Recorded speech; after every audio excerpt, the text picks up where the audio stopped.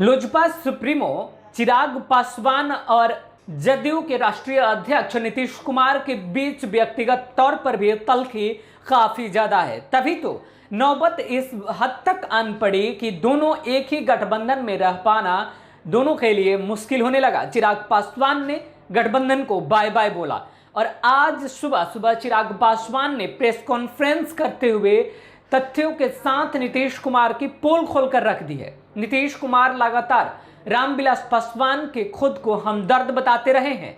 आखिरकार वजह क्या है? क्या बिहार में चुनाव है इसलिए नीतीश कुमार इसे भी भुनाने में लगे हैं? नीतीश कुमार या फिर जदयू के तरफ से जो भी हरकतें की जा रही हैं उसको लेकर के चिराग पासवान असंतुष्ट नजर आ रहे हैं। चिराग पासवान का मानना है कि उनके खिलाफ जो भी साजिशन किए जा रहे हैं वो सभी जदयू के सिपाहियों के द्वारा रची जा रही हैं। ऐसे में आज प्रेस कॉन्फ्रेंस में सुनिए पहले किस प्रकार से जदयू पर हमलावर होते हुए खासतौर पर अपने पापा को याद करते हुए बीते दिनों की बातों को लेकर के सीएम नीतीश के ऊपर क्या कुछ आरोप लगाया है। सुनिए गौर से इस मर्माहत पहले बयान को। आरक्षण की बात पर आ जाएंगे। भाई आप मौजूदा जो परिस्थिति चल रही है आप उसके ऊपर आप बताइए ना कि आपने क्या किया। मौजूदा परिस्थिति में आप मुझे बताइए कि रोजगार को लेकर पलायन रुके, शिक्षा बेहतर हो, स्वास्थ्य सेवा बेहतर हो, ये नैरेटिव होना चाहिए। और मैं धन्यवाद दूंगा बिहार की जनता का कि जिस तरीके से बिहारियों ने अभी तक मुख्यमंत्री के लाख प्रयास के बाद अपना नैरेटिव बदलने नहीं दिया। नैरेटिव वही चल रहा, भले मुख्यमंत्री निजी हमलों तक पर आ गए। जिस तरीके से कभी मेरा वीडियो वायरल कराकर ये बोलते हैं, जिस तरीके से कभी बोलते हैं, कल इनकी पार्टी से प्रेस कॉन्फ्रेंस की गई, वहाँ पर कहा गया कि भैया क्यों नहीं मिलने दिया गया पापा से। अरे आप मुझसे क्या पूछ रहे हैं भैया? आज की तारीख में आप ऑफिशियली टेक्निकली तो आपका गठबंधन भारतीय जनता पार्टी के साथ है ना। पूछिए प्रधानमंत्री जी से। प्रधानमंत्री जी ने खुद अपने संबोधन में कहा कि अपनी आखिरी सांस तक वो मेरे साथ थे। अगर वो आखिरी सांस तक प्रधानमंत्री जी के साथ थे तो ये क्या प्रधानमंत्री जी के ऊपर उंगली उठा रहे हैं? जब कल ये लोग बोल रहे हैं कि उसके पीछे क्या साजिश थी, क्यों नहीं मिलने दिया जा रहा था। भाई मुख्यमंत्री जी आए कब मिलने? तकलीफ तो मुझे भी इस बात की है ना कि आप उनको अपना साथी बताते नहीं थक रहे हैं। आज उनके निधन के बाद पापा के बारे में आप गुण गाते नहीं थक रहे हैं, तो आप आए क्यों नहीं पापा से मिलने? जब पापा 1.5 महीने तक अस्पताल में थे, उसमें एक लंबे समय तक पापा जब आईसीयू में एडमिट थे, मुख्यमंत्री जी को तो जानकारी नहीं थी। आप ही सब साथियों ने पूछा था ना कि उनकी तबीयत खराब है। अच्छा, हमको तो मालूम ही नहीं। भाई आपको तो मालूम नहीं था और आपको उस वक्त नहीं मालूम था जब प्रधानमंत्री मुझे दिन में 2-2 बार फ़ोन करके पापा का हालचाल पूछ रहे थे। तो पूछिए ना प्रधानमंत्री जी से। उनके साथ मन साझा करना आपकी सबसे बड़ी ख्वाहिशों में से एक रहता है हमेशा कि प्रधानमंत्री आए। आज भी आ रहे हैं। पूछिएगा प्रधानमंत्री जी से उसी मंच पर कि बताइए पासवान जी के साथ क्या हुआ, क्योंकि शुरू से लेकर आखिरी तक प्रधानमंत्री जी को सब पता।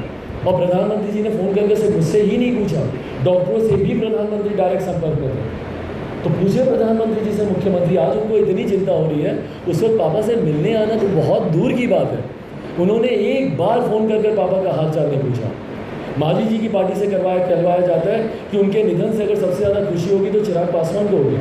उनकी पार्टी के लोग बोल रहे हैं कि बताएं कि क्यों नहीं मिलने दिया था। अरे तो पूछे ना, मांझी जी से खुद पूछ लेना। मांझी जी तो कम से कम एक बार फ़ोन कर दिए थे और फ़ोन पर मैंने उनको पूरी वास्तुस्थिति मैंने उनको बताई थी कि पापा के क्या हालात हैं। उनके बाद भी एक बार उन्होंने पलट कर फ़ोन करना ज़रूरी नहीं समझा, एक बार अस्पताल में पापा को आकर मिलना ज़रूरी नहीं समझा। मैंने तो उनको बताया था कि उनके हालात ख़राब हैं, उनकी तबीयत ख़राब है, अच्छी स्थिति में नहीं है। क्यों नहीं आया उसके बाद वो पापा से मिलने वहाँ पर? और आज ये सब लोग पापा को लेकर ऐसी राजनीति कर रहे हैं, उनके निधन को लेकर ऐसी राजनीति कर रहे हैं।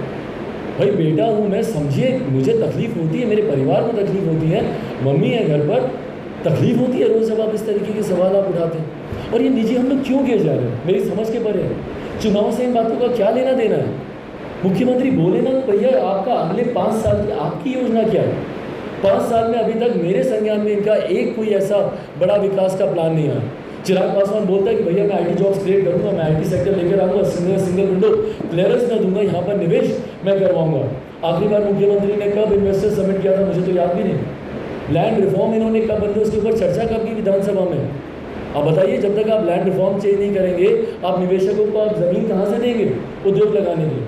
और उद्योग लगाना तो दूर की बात है, मुख्यमंत्री तो साफ हाथ खड़े कर चुके हैं। बोलते हैं कि भैया बिहार में कारखाना नहीं खुलेगा। क्यों? क्योंकि लैंडलॉक्ड है, समुद्र का किनारा नहीं है। वहीं बिहारी पंजाब, हरियाणा, राजस्थान, मध्य प्रदेश में जाके काम कर रहा है, वो भी लैंडलॉक्ड एरिया है। वहाँ पर बिहारी काम कर सकता है, बिहार में उसको काम करने के अवसर मुख्यमंत्री जी दे रहे हैं। शिक्षा के लिए बताया मुझे मुख्य। तो रामविलास पासवान के हमदर्द खुद को बताने वाले बिहार के मुख्यमंत्री नीतीश कुमार को जब यह बात पता चली कि रामविलास पासवान की स्थिति नाजुक है, उसके बावजूद भी वो उनसे मिलने नहीं पहुंचे। और अब जब चिराग पासवान का एक वीडियो वायरल हुआ जिसमें चिराग पासवान रिहर्सल करते नजर आए, तो जदयू के जितने भी कार्यकर्ता कहिए या समर्थक चिराग पासवान की पार्टी के साथ साथ व्यक्तिगत तौर पर चिराग पासवान पर भी हमलावर हुए और पिता की मौत के बाद ड्रामे का एक ऐसा खेद सनसनी खुलासा अपने तरफ से करने लगे जिसको लेकर के लोजपा अब काफी बैकफुट पर थी और लोजपा अपने तरफ से लगातार लोजपा के राष्ट्रीय अध्यक्ष चिराग पासवान सफाईनामा पेश कर रहे थे। अब हकीकत सामने आया है। देखने वाली बात है बिहार की जनता किन की बातों पर सबसे ज्यादा भरोसा करती है। क्या वो जो वायरल वीडियो है वो जनता तक पहुंचाया जाना या फिर लोजपा की तरफ से यह आरोप लगाना कि जदयू वो जनता तक पहुंचाने में अहम भूमिका निभा रही है और उसको गलत ढंग से प्रस्तुत कर रही है, वो कितना प्रभावशाली होता है या फिर जदयू के सफाईनामा जनता पर कितना प्रभावशाली होता है। तो अपने परिवार के खिलाफ इस तरीके की साजिश रचे जाने के बाद चुनावी मौसम में ही चिराग पासवान एक बार फिर जदयू के तमाम नेता से लेकर कार्यकर्ता और समर्थकों पर भी टूट पड़े हैं। देखने वाली बात है, वाकई रामविलास पासवान को लेकर के इस तरीके की खबरें अगर चलाई जा रही हैं तो काफ़ी निंदनीय है, क्योंकि जो व्यक्ति हमारे बीच नहीं रहा और हम सबों के लिए बहुत कुछ कर गया है और ऐसे में उसको लेकर के अब पीठ पीछे ऐसी बातें करना कतई उचित नहीं है। फिलहाल चिराग पासवान अपनी जगह, नीतीश कुमार अपनी जगह। चुनावी मौसम है, भुनाना हर किसी को है, चाहे वो चिराग पासवान हो या फिर सीएम नीतीश कुमार। देखने वाली बात है आगे की राजनीति किस तरफ रुख करती है। फिलहाल इस खबर में इतना ही। आगे की खबरों के लिए बने रहे हमारे चैनल पर। नमस्कार।